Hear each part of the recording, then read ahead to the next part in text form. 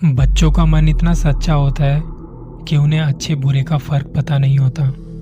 बड़े नादान होते हैं वो। ये कहानी है 7 साल के लड़के की, जब वो बार बार पीछे मुड़कर देखे जा रहा था। पर क्यों? हमारी साथी आसरा सीरीज की ये आखिरी कहानी है। साल 2001 में जब मेरी बहन की शादी हुई थी और उसे गांव गए हुए कुछ महीने हुए थे, और अब जैसे कि हर गांव में मेला लगता है, तो उनके गांव में भी हर बार की तरह मेला लगा हुआ था। और उस दौरान कुल देवी या कुल देवताओं की पूजा की जाती है। गांव गांव में जगराता का माहौल होता है, भजन कीर्तन गाए जाते हैं और भगवान की पूजा की जाती है। तब उस दिन भी आसपास के कुछ गांव के लोग भजन सुनने आए हुए थे। जिनके साथ ये हादसा हुआ था वो 4-5 लोग थे, और उनके साथ एक 7 साल का छोटा लड़का भी था। उन्हें उस गांव में भजन कीर्तन कर और वहां से निकलने में बहुत रात हो गई थी। ये गांव एक दूसरे से ज्यादा दूर नहीं थे। लोग यहाँ चलकर या साइकिल से आए जाया करते थे। वो लोग भी पैदल चलकर उस दिन अपने गांव जा रहे थे। गांव की ओर जाने वाला रास्ता उसी गांव की नदी से होकर गुजरता था। चांदनी रात थी तो रास्ता साफ दिखाई दे रहा था। जब ये लोग बात करते करते जा रहे थे तो वो छोटा लड़का बार बार पीछे मुड़कर देखे जा रहा था, लेकिन उनमें से किसी ने भी इस बात को नोटिस नहीं किया। और तभी उन्हें पीछे से घुंघरूओं की आवाज सुनाई दी।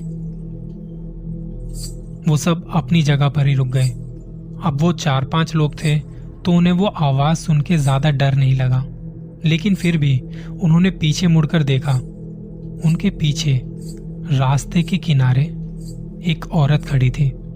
उन्होंने उस औरत से पूछा कि इतनी रात को तुम यहाँ अकेले क्यों खड़ी हो? तो उस औरत ने जवाब दिया कि उसे अपने गांव जाना है, पर उसे अकेले आगे जाने से डर लग रहा है। और तब उन लोगों को उस औरत के जवाब से कुछ शक नहीं हुआ।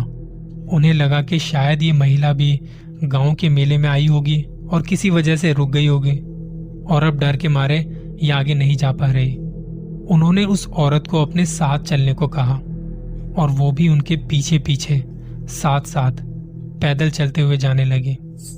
वो 7 साल का लड़का अब भी उन लोगों के आगे आगे चल रहा था, और वो औरत उन सबके पीछे चल रही थी।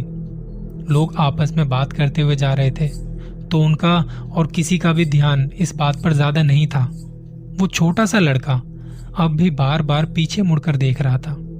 वो उस औरत को ही देख रहा था। कुछ देर बाद एक आदमी ने ये देखा, और दिमाग में एक बात आई कि बच्चा बार बार पीछे मुड़कर देख रहा है।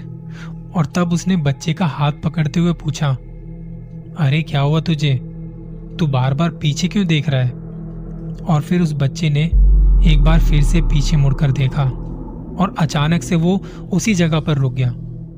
उस बच्चे ने उस आदमी की बात का कोई जवाब नहीं दिया। और तब उस औरत ने थोड़ा आगे बढ़ते हुए कहा, शायद चलकर थक गया होगा, लाओ मैं इसे उठा लेती हूँ। ऐसा कहते हुए उस औरत ने बच्चे को अपने हाथों में उठा लिया। वो बच्चा उस औरत के कंधे पर ऐसे पड़ा हुआ था जैसे वो सो रहा है। असल में वो सो रहा था या उस पर उस औरत का कुछ असर था, ये बात तो किसी के ध्यान में नहीं आई। लोग फिर से आपस में बात करते हुए चलने लगे।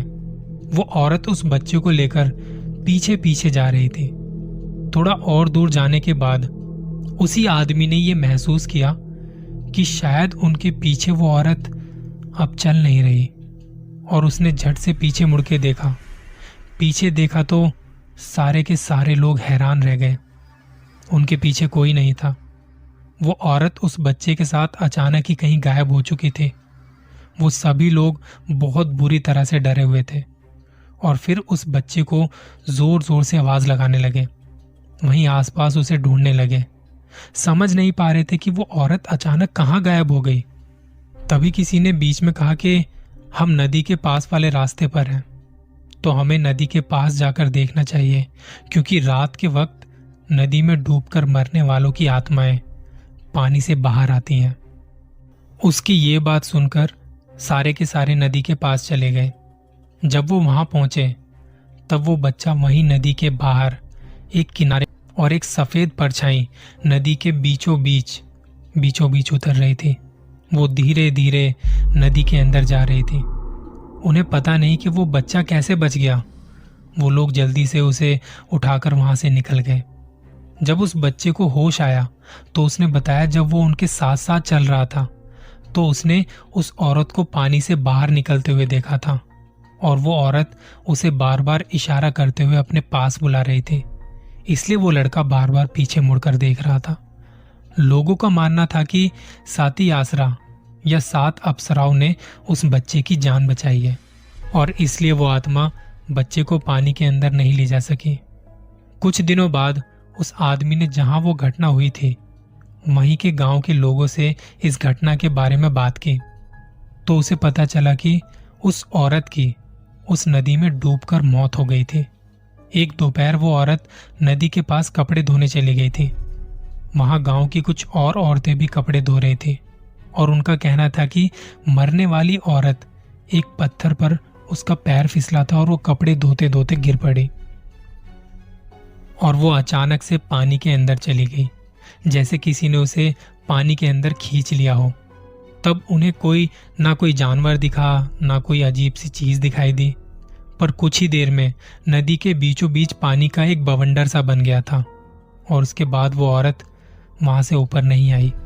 गांव के लोगों ने और पुलिस ने भी बहुत खोजबीन की पर उसकी लाश कहीं नहीं मिली। वो हमेशा के लिए उसी पानी में समा गई थी। साती आसरा की सीरीज का यह आखिरी एपिसोड था। तीनों कहानियां कैसी लगी बताना जरूर और कमेंट्स करके बताइएगा क्या आपने साती आसरा के बारे में पहले सुना था या ऐसी कोई प्रथा जो आप जानते हो।